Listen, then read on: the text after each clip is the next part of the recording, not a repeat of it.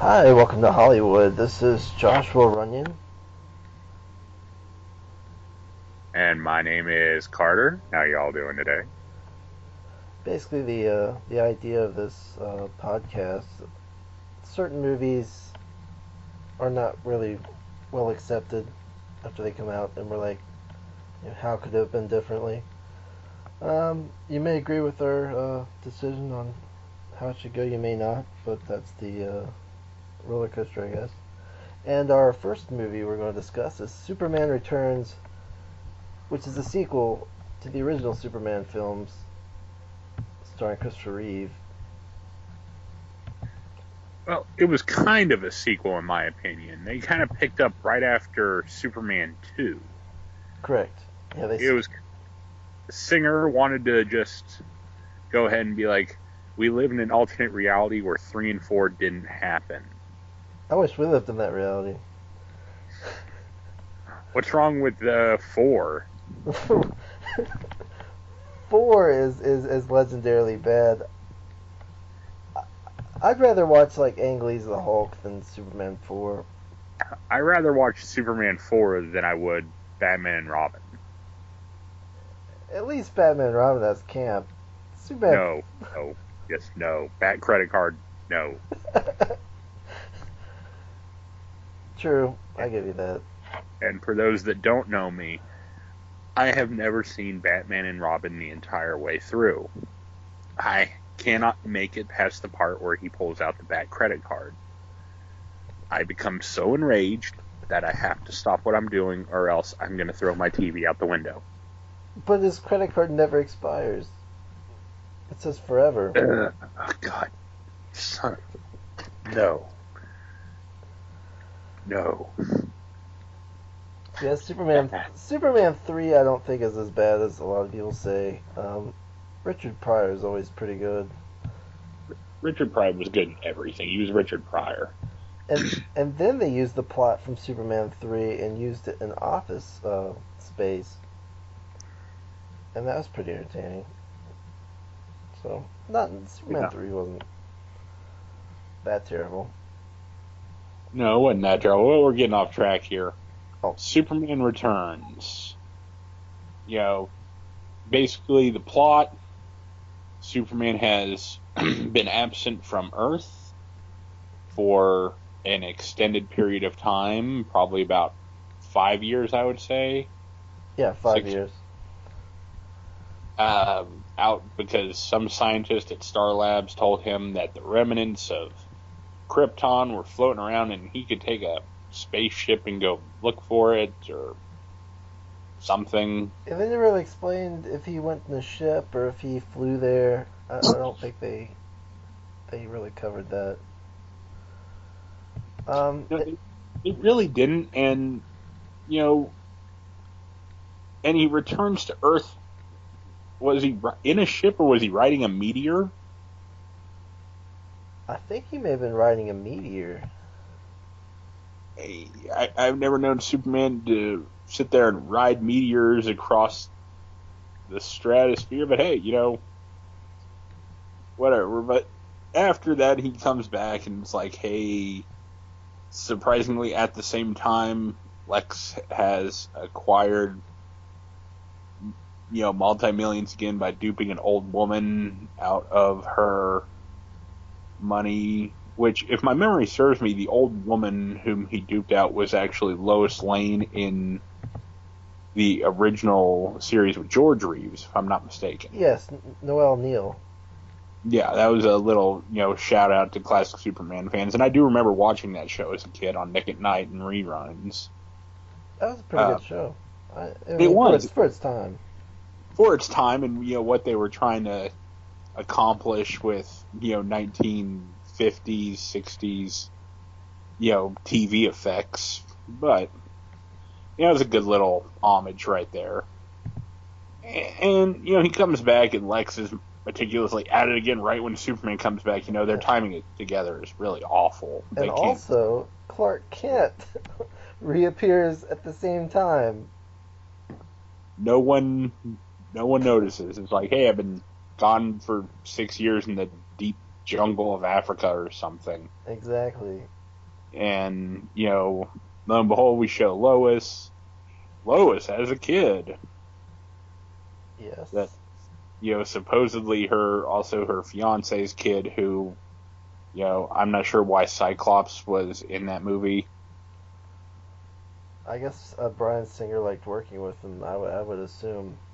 I guess. I heard Cyclops got killed off in X-Men The Last Stand as a result of this. That's the rumor. I'm not sure if that's true or not. Huh. Well, that would make sense. But we go from that part and suddenly there's a large blackout across all of Metropolis. Suddenly things are going crazy and Lois is trying to figure it out. Luthor's master plan was to create more land. Because he's always that huckster that, I need land. He has no other ambition in life but land, which, some things never change, I guess. Which, that part played by Kevin Spacey, to me, was the best thing about that movie. Oh, definitely. I'm a Kevin Spacey fan. And, I have to apologize to anybody listening to this. I'm a little congested, so if you hear me coughing and clearing my throat, that's why. But we get to that point, Lois, I'm, in a plane that's attached to a rocket ship. Suddenly, the giant EM blast and electronics are out, and Superman has once again reappeared to save Lois from certain doom, and the world knows he's back now. Instead of a helicopter like in the original, it's a airplane this time. Who rides helicopters around now? That's true. Yeah, it had to be a airplane attached to a freaking space shuttle, right? I mean, it's just crazy. Superman starts saving people around, stopping robberies and preventing car wrecks, classic Superman stuff. Meanwhile, Lex is up to his old tricks while Lois is investigating. Her main focus is what caused this giant power outage. Things don't make sense. This wasn't normal. And the movie kind of evolves to that point where everyone figures out, hey, it was Lex all along, and he is getting ready to fire a giant missile-powered harpoon laced with kryptonite and those magic crystals that he stole from the Fortress Solitude to recreate Krypton. It's the same technology like in the old movies when Clark threw the crystal in the water and it sort of just grew the fortress. Yeah, same concept to grow, I guess, a continent was his goal. Yeah, and that makes sense that technology from the first one is still there if we're still paying homage to it. If it's a biokinetic technology, then it would grow on itself like any other organism. But he creates this giant island made of earth and kryptonite. It's kind of like trying to recreate a new continent that he's going to own. And Superman has to come save him, but lo and behold, it's made of kryptonite. As he steps on, he's weak, and then Lex goes prison crazy on him and shanks him with a kryptonite shiv right in the kidney. But luckily, I think part of the problem with Lex's plan is why Superman had to stop him is that he wasn't putting it in the middle of the Atlantic where there's no people. I think it was going to take over the East Coast, and kill basically the whole East Coast of the United States. Yeah, and he would just have this own island with him,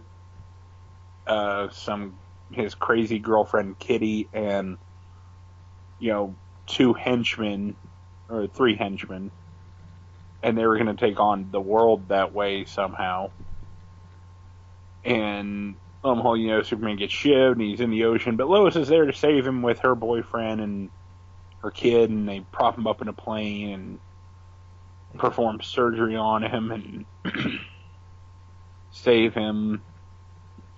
So in order to save everyone, the one thing that Superman is weak to, kryptonite, he is able to lift an entire island made of kryptonite. Toss it into space, right? Yeah, toss it right into space. And then, of course, it almost kills him and he falls to Earth and, the paramedics rescue him and perform emergency surgery and he's good as new and he finally figures out that his kid, is actually Lois's kid. They have that whole thing where, he knocked her up with before he took off to space and Lois kept it secret. Yeah, because in Superman 2, he gave up his powers for a bit, and then he and Lois could hubba hubba, and I would assume that his offspring came out of that merging of DNA. And we'll talk about 2 here in the middle. But he figures out and he flies away and look up into the sky. I'll always be there. Roll credits. Leaving his son with Lois's boyfriend, if I remember right. Well, he's like, you can raise my kid. I don't have time for that. I'm Superman. Well, it's also kind of like you can think of it that way, but you can also go to this point where, hey, this kid already thinks that a guy's his dad and Lois is his mom, and bringing that news might really upset him. So it probably comes with if the child has powers, I would think that would have to come to light. But, eventually, yeah, that would have to come to light. But my problem with the plot is overall Lex Luthor's plan, if it's successful, correct, and he has all this land, there's no resources on that land. None whatsoever. And he'd have to, outsource electricity and basically everything. And I don't see any other world government being like, yes, you can use our resources after you destroyed half of North America. Yeah, and it was kind of like, I'm going to own all this land. Well, you and what army? Because you, 2 henchmen, and then Kumar. Yeah. Who has, is a fairly, famous-ish actor. We all know him by seeing him. But he has no lines in that movie. He never speaks. Yeah, that's true. Kal Penn does not say one word in that entire film. And I found that incredibly strange. Just we all know this guy. He's not talking. So, we're at this point in our conversation where we're going to dissect what we hated about the movie. And it is a lot easier for us to just pick out what we liked about the movie than to name numerous things that were bad about this film. I'd say what I liked most about the movie is that his heart, Superman, was Superman. He'd be the same guy that would get cats out of trees. Selfless. I think they captured that aspect of Superman. They did a decent job of that. My favorite aspect of the movie was Kevin Spacey. Definitely. I mean, I am a huge Kevin Spacey fan. Numerous great films that he's done. American Beauty, Usual Suspects, Seven. Numerous great and iconic roles that he's done. And he owned being Lex Luthor, and he looked like Lex Luthor, and he talked like we would imagine Lex Luthor talking. Now, my favorite Lex of all time being Clancy Brown. Yes, from the animated series. Yeah, I think if we're speaking generalities, the animated series for DC has gotten so much right compared to DC's movie franchises, which have gotten so much wrong. Oh, definitely. And we look at all that, Kevin Spacey was the best part of that film. Everything else just kind of falls apart. I thought Brandon Routh did pretty good as Superman. Having to be the Christopher Reeve Superman, I think he did pretty good. He did. He did fairly well. I'm not going to take away from him, but I felt like he was trying to be Christopher Reeves. Yeah. And Superman's a hard role. It really is. Christopher Reeves did it really well. Tim Daly did the best job, in my opinion, in the animated series. So there we go, going to the animated series, because I felt like he captured more of Superman's internal anger. Yeah. Because I really think Superman's a very flawed individual in his core, because he feels torn between two worlds. But he kind of makes himself do the right thing. Yeah, and he's kind of internalizes himself with, I live in a world of cardboard cutouts. Everybody is very small to me, and it's just, but at the same time, he loves humanity more than anything. Yeah, because it's good upraising. Yeah. I mean, the Kents did a wonderful job raising him, and he became, a true hero for the masses. Somebody, he became the symbol of hope, and he is DC's version of Jesus. He is the savior descended from heavens to save us. And that's his role. He is the DC, and he does it very, very well, being the last son of Krypton. And you have to kind of think how much that weighs on him. I'm supposed to be everywhere at every point, but I'm Superman. Not even I can do that. Yeah. But as for, some of the bad things about the movie, too, the kid. We have to talk about the kid. Oh, Lord. That whole plot was bad. Now, hopefully, I know you have, and everyone listening to this has probably seen Mallrats. Yeah. And, Kevin Smith's dialogue captures it best, and we'll try to keep this as PG as possible. Lois would have no way to carry a Kryptonian baby. Yes. Her womb is not strong enough to if the baby kicks, it would kick right through her. Well, maybe, remember, Superman's powers did not manifest till he was going through puberty. Well, no, in the original movie, he was a child and he lifted up that car, right? That's true, but yeah, I'm talking about modern aspects, everything we've seen lately, Smallville. Okay, I understand. If we're going from that era, I'm talking like mid-90s up. It started when he was in puberty, and that kind of makes sense to me. I mean, that's a growing aspect of yourself, and your body's changed. You're going through the change. You got a little bit more hair in some places, and suddenly you can lift cars over your head. It might take years of absorbing yellow sunlight also. Yeah, it would. And, babies in utero, that's not really my part with it. It's the actual copulation to get her pregnant. Like I said, in Superman 2, he lost his powers for a bit. He gave up his powers, and they had sex, and then he got his powers back to stop General Zod. It's true, and I had some problems with too. Like, first thing, Superman having the ability to give up his powers. Yeah.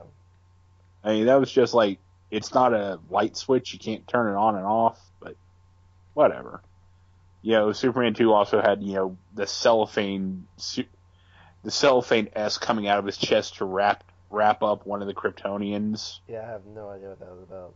I don't either. I mean, that was just, we watch it now, we're like, what, why, where did this come from? And also the super kiss at the end of 2, where he took Lois's memory away.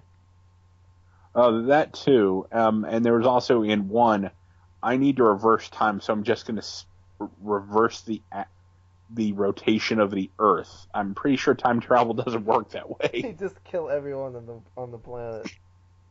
I don't even think it would kill everyone on the planet. I just think the Earth would start going in a different direction, and it would mess up the winds and sunrise and sunset, but And tides. And I don't know.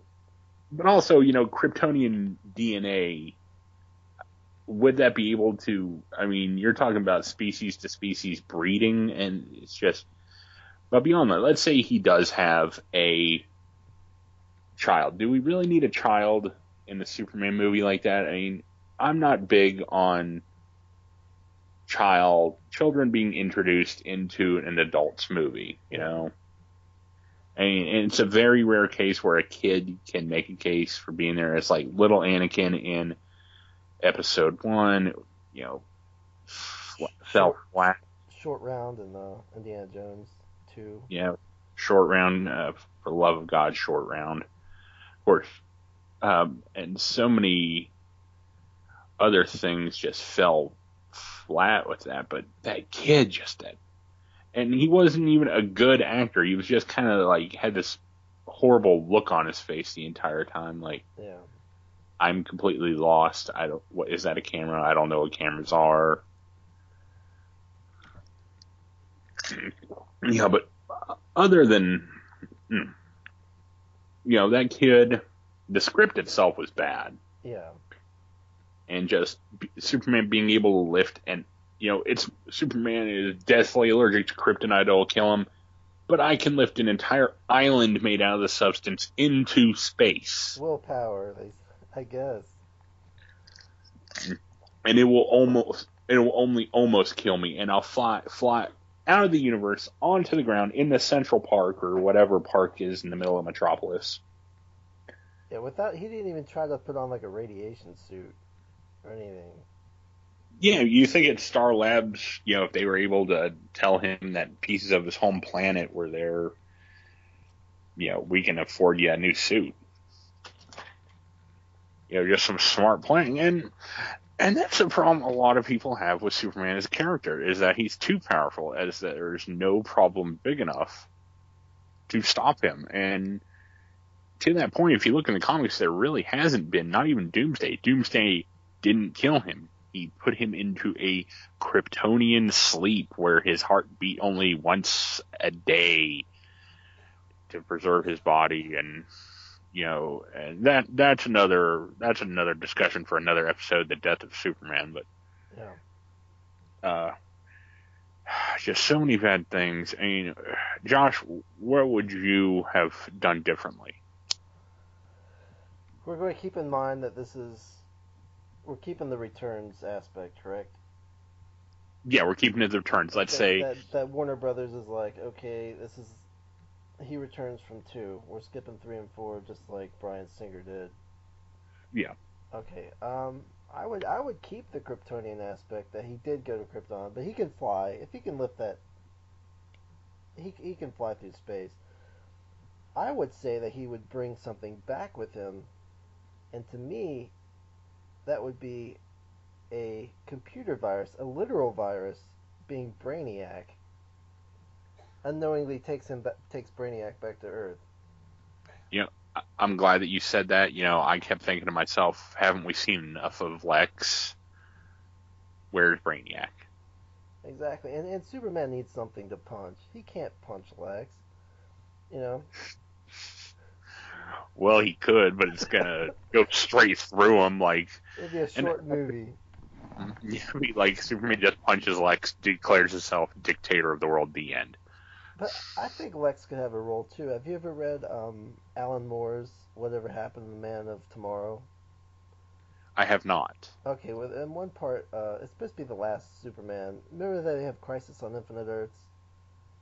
And it rebooted the entire DC Comics universe. Yes, I did read Crisis on Infinite Earths. Okay, this was the last... This is like a story that was supposed to be the last ever Superman story. So it wrapped up pretty much everything in the old continuity before that. And Brainiac sort of merged with Lex Luthor to make like a super, combination. They actually did that in the animated series. Yeah, so that must have been where they got it from. Most likely. So I think that has potential as a villain. A Brainiac Lex hybrid, yeah, I could definitely see that. And like Brainiac could help him build the classic green Lex power armor. Yes.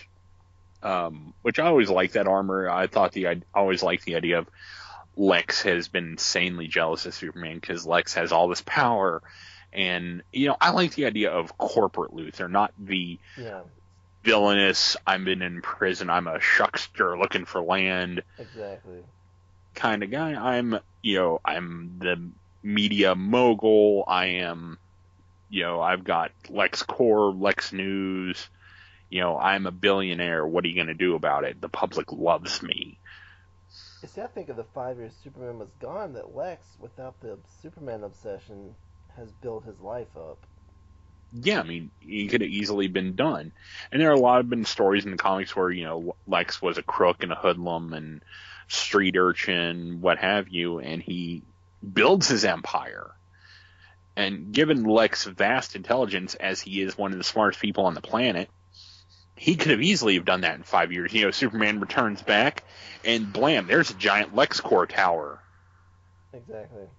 He just goes, what the heck has happened here? What is going on?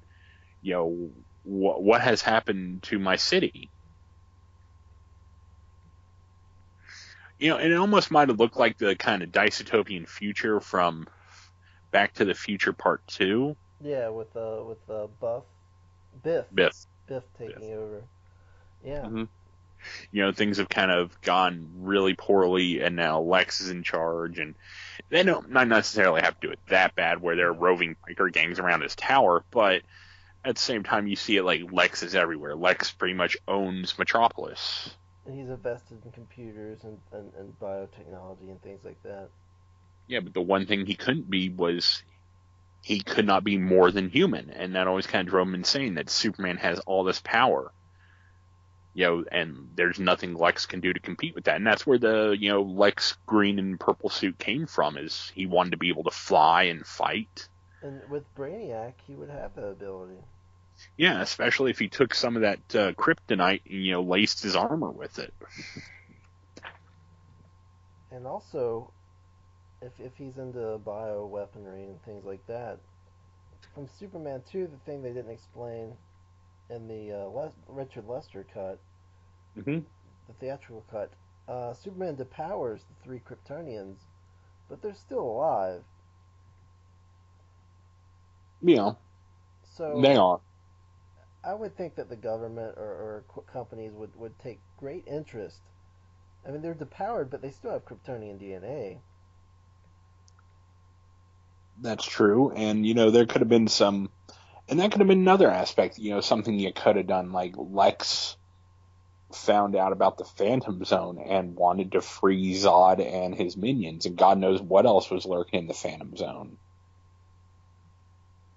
If we reference Supergirl, the movie, then her dad was still in the Phantom Zone because she got sent there for a time. And you want to talk about a movie worse than Superman Returns? Yeah, Supergirl was. Jimmy Olsen was the only character that crossed over, right? Yeah, because they didn't Christopher Reeves didn't even show up for that one. The most you saw of him was his niece had a poster of him on her wall. Yeah. And poor Christopher Reeves, he was probably like, you know what, I'm not even touching this. This is just bad. Yeah, I'll do Superman 4, but I'm not stepping into this. But I agree with you. I would have done Brainiac. Or maybe, even some of the other villains, and to be fair, Superman's rogues gallery isn't great. Yeah. You pretty much have, Bizarro. Yeah, Bizarro, Metallo. Yeah. Is in there. Metallo could have been done really well, too. Kryptonite Man, Parasite, Doomsday. Now, if you're doing Doomsday, then you have to do the death of Superman, and let's try to forget. That'd be a different project altogether. Yeah, let's just try to forget that Superman ever died or there was a Doomsday. So you're talking about the classic villains. Yeah, because not even necessarily classic. It's just the whole Death of Superman series really irks me, and numerous people have touched on it as to why it didn't work, and it broke Death in comics forever. And anybody listening, if go out and see the YouTube video The Life and Death of Superman. I think that's what it's called. I'll try to post a link to it later. It was horrible. And the guy nails it on the head as to what went wrong and why Superman's death broke death in comics. And that's the power of Superman. Yeah. For all comics, Marvel and DC, Image, Dark Horse, all of them. Comics revolve around Superman. He's the original. He is the longest standing superhero. He is an American icon. He is hope. He is everything that we want to be. And yeah, he's an alien farm boy, but he's also the best of us. He's the standard that we're supposed to achieve. Yeah, he really is. And just so much that death of Superman really broke. But once again, we're getting off subject because we can spend hours talking about soups. I think would even be a worse villain in a movie than Doomsday would be. It's a classic Superman villain, Mr. Mexipitalik.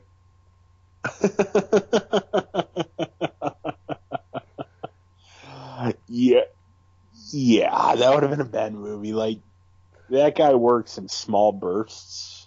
They just hire like Danny DeVito, and he tortures Superman for like 2 hours, and then Superman tricks him into saying his name backwards, and then the end. Like that was the movie, kids. Thanks for your $7.50.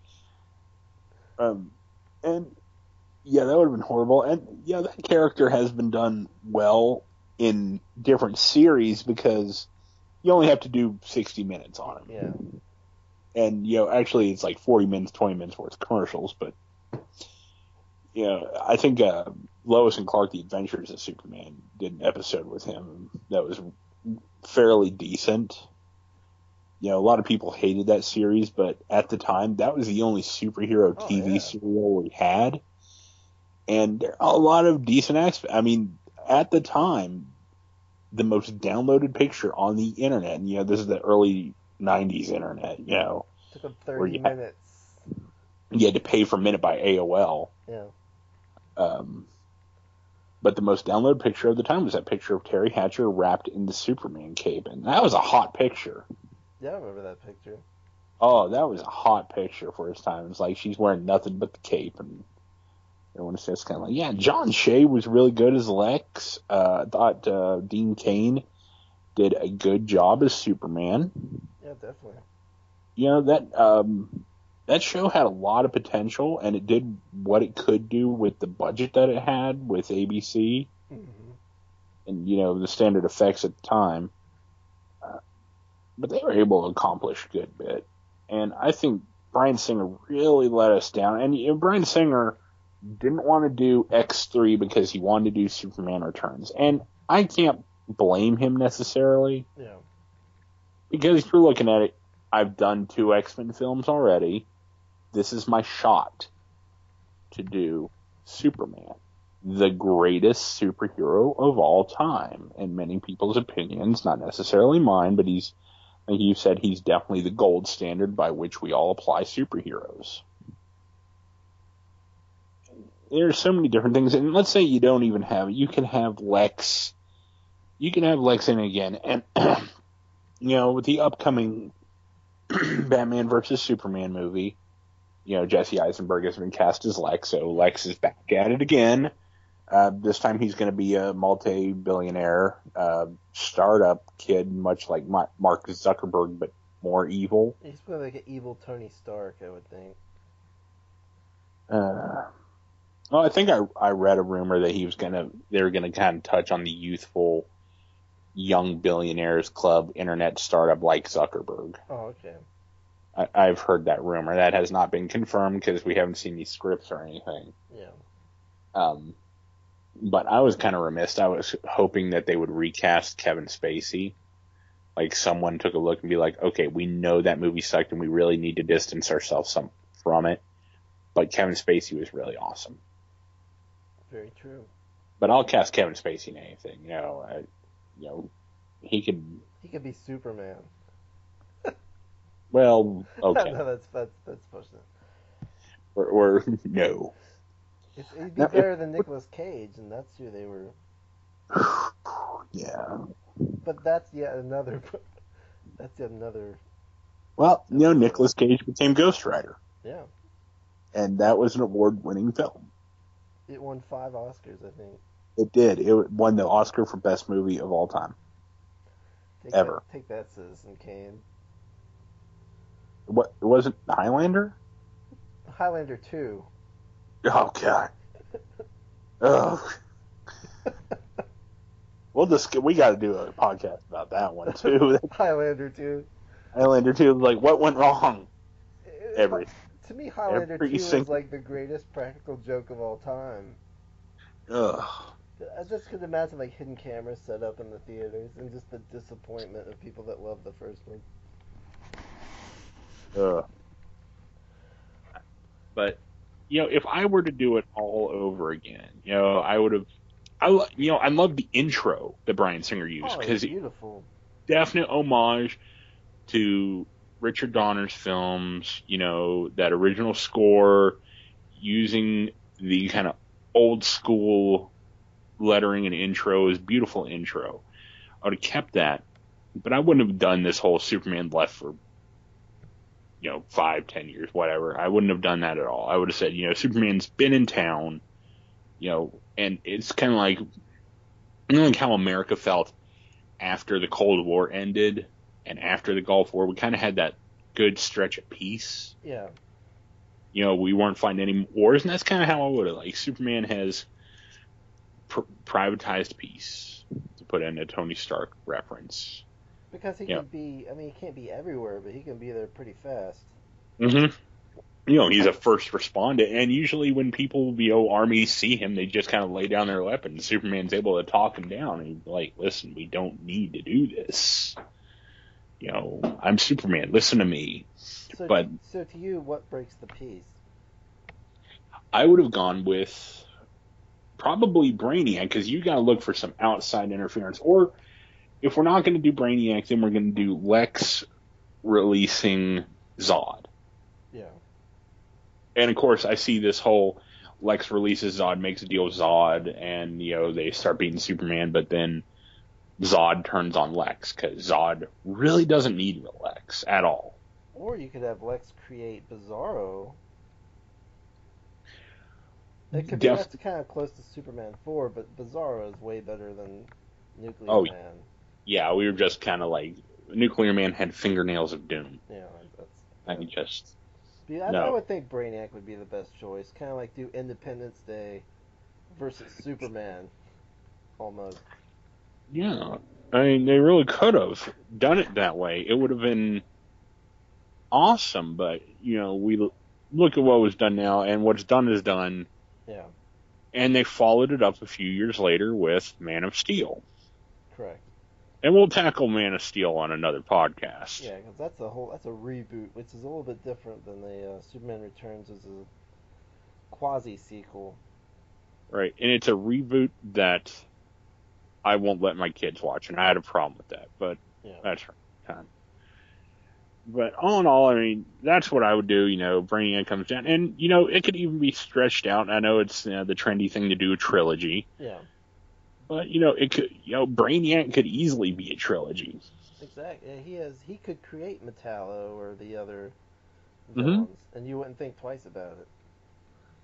That's very true, and you could see Metallo being there, Parasite. And I would just kept it, also the trendy thing was to do multiple superheroes against a villain. What about one good, strong hero against multiple villains coming out of the woodwork? Yeah. And only Superman can tackle such an enormous task. Because even when that befell Batman, if we want to, the Nightfall graphic novel series, eventually Batman got broke. He went through everyone until it came to Bane. Yeah. So, it's something in that vein where we're starting to see Metallo show up, or, Parasite. even Toyman. Toyman can be done in a very sinister way. Yeah. Some very disturbing images of just. I don't know if you watched it. They did the animated movie, The Death of Superman. Yeah, I think I saw that. Yeah, the one of the first DC animated films. Yeah, and in that there's like Toyman gets reported like Toyman actually killed one of the kids. Yeah, that was in the comic books. One of the side characters, he killed her child. Yeah, and it's just kind of like you hear that and you're watching this and it's just kind of like Jesus. This went to a very very dark place. Yeah, but he'd have to attack the human. He couldn't take Superman on directly. Mm-mm. He would go after everyone else. He would, and it would be a very psychological kind of almost a serial killer thing. Yeah. And that's kind of a villain Superman's never really encountered because Superman's not a detective. He doesn't live in the dark, detached world of Gotham. He lives in Metropolis. Metropolis is light and shiny and golden, and it's a new age. It is not the dirty, dirty grime of Gotham. So if you want to take Superman in that darker direction, you could easily do Toyman. Yeah. Even the name Toyman kind of creeps you out a little bit. So it's not the idea. You keep Superman light, but you make everything else darker. I think you can't make Superman dark. I don't think, and execute it right. And he is a very, distraught character internally, but he never shows it. It's there in his head. And sometimes it comes out like something will make him snap where he's just going to lose it. Wasn't it red kryptonite that turns him loopy, like in Smallville? Oh, yeah, when he gets the red kryptonite and he just becomes kind of... It's like jerk kryptonite, pretty much. Yeah, kind of like jerk kryptonite. He becomes a frat boy, more or less, with superpowers. Yeah. He's just like, you know what, I'm going to put my hat on backwards, I'm going to get my sweater vest, and I'm going to do whatever. Much like Spider-Man in Spider-Man 3. Oh, yeah, there's another one we need to tackle. Spider-Man 3, Surfboarding Ninjas. Studio involvement. Oh. So Returns, we basically... So, yeah, I mean, at the end... Brainiac, I think, makes the most sense, right? Brainiac makes the most sense to me, but also, some other villains. And if we're going to do Lex, just make sure it's Brainiac and Lex together. Yeah. But get rid of the whole Shuckster thing. Get rid of the kid. Get rid of that stuff. Get rid of, even Lois kind of having a boyfriend. Because after you're with Superman, how do you lower you acknowledge that I'm a lonely person, I need company, but at the same time, it's Superman. Literally, no man is the equivalent of Superman. Exactly. Of course, and who was the actress who played Lois in that film? Oh, it was Kate Bosworth, right? That was Kate Bosworth. Get rid of her, too. Yeah, I didn't care much for her portrayal of Lois. Neither.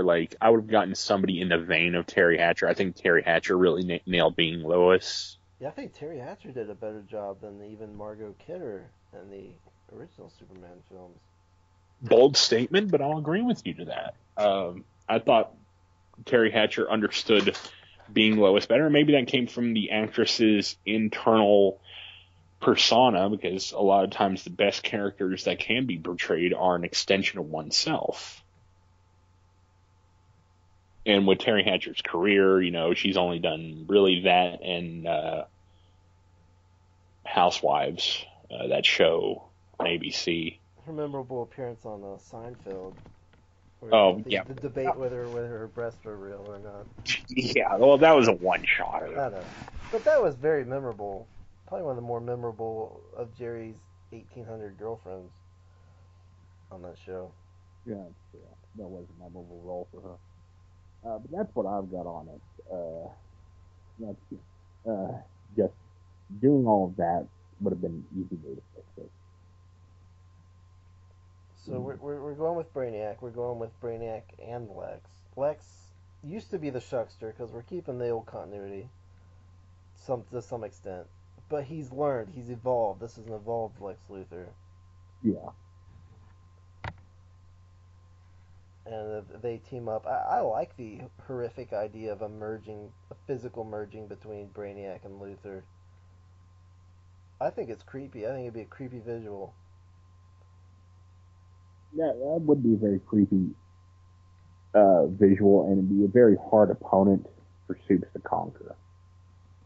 And he could create a lot of different robotic Brainiacs. Kind of like I think what they're going to do with Ultron in the Avengers movie. Where they'll be like, pawns. Yeah, that's true. I mean, you could definitely do that, but then you run into the problem of we have thousands of nameless villains. Yeah, they're all carbon copies, and that was kind of a lot of people's complaint about Avengers. All the alien invasion. Yeah, it was just we have a huge army, but they're all kind of nameless. No one cares about anything but actually Loki, like, Yeah. because they didn't see the mastermind. But getting off track, I think that's how we fix it. So we get Brainiac instead of Lex, or Lex and Brainiac together. I think it'd be interesting if Lex actually sacrificed himself to stop Brainiac. I don't see Lex pulling that play. Lex is never the guy to lay down on the wire. But he cares for Earth too. He just hates Superman. I think Lex more hates everyone because he thinks everyone's beneath him. Yeah, but he wants the world to see him as they see Superman. Mm. We'll have to agree to disagree on that. All right. Because I just see when the chicken cart and bowing out.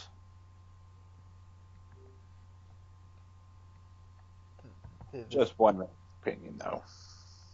The sneaky bad guy. Yeah. Well, it's kind of like often the Joker will attack and run. Now, at this point in the podcast, since we've gotten to that, I would like to open this part up to like if we had any fan questions or fan anything that wanted to be addressed. Unfortunately, since this being our inaugural podcast, we don't have any. So, anybody's listening there and wants to have some legitimate debate with us, please leave us a message. Anything, we'd be happy to discuss it. Yes, Josh and I can ramble on and on about this, but we'd like to hear from everybody listening to see what they would like to discuss. Exactly. There's so many choices out there.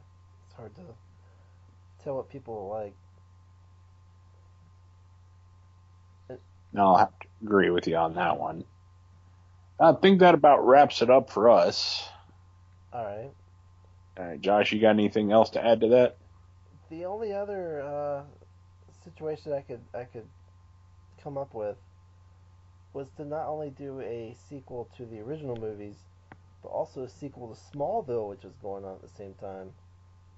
And kind of use that cast, but I'm not sure how well that would work. If we were doing it at that time, I could totally see that, but it's been so long since Smallville has ended at this point. Yeah, but I mean, if we're doing Superman Returns, we're working back in 2004, 2005, Yeah, 2006. at that time, then yeah, definitely, because I thought that cast really nailed. I loved Michael Rosenberg as Lex. I'd put him up there with Spacey and Hackman. I would too. He really, really did nail that part. I love the guy who played Lionel Luthor. That was Glover. Yeah, John Glover. He was also in Batman and Robin. Your favorite. God, just don't say the words. That's my kryptonite right there. That movie. Yeah, that was. They're supposed to be making a comic book sequel, but that's another topic for another day. Yeah. I don't know, we'll close this one out. I think next time we'll be discussing X3. X-Men: The Last Stand. Yeah, another classic film. The film that they had to make another X-Men sequel to delete it. Is Uh, that the first time that's been done? They've made a movie to erase the previous movie, to my knowledge. I think so in recent memory, unless you kind of want to count Star Trek. Oh yeah, where they But the that was a time loop. complete series reboot. They wanted to Yeah, reintroduce Kirk instead. So, yeah, that wasn't a continuation of, a new cast that was reintroducing different characters, the same characters with different actors. And so, yeah. of course, to do that, to give us an alternate universe. The interesting thing about X-Men 3 is it's directly tied to Superman Returns. Yes, it is. And that is why we're going to follow in with that next time. All right, so we hope you enjoy this inaugural podcast of Hollywood. Like we said, if you have any suggestions, we'd be happy to hear them. And we'll see you later. All right, everyone, take care and have a great day.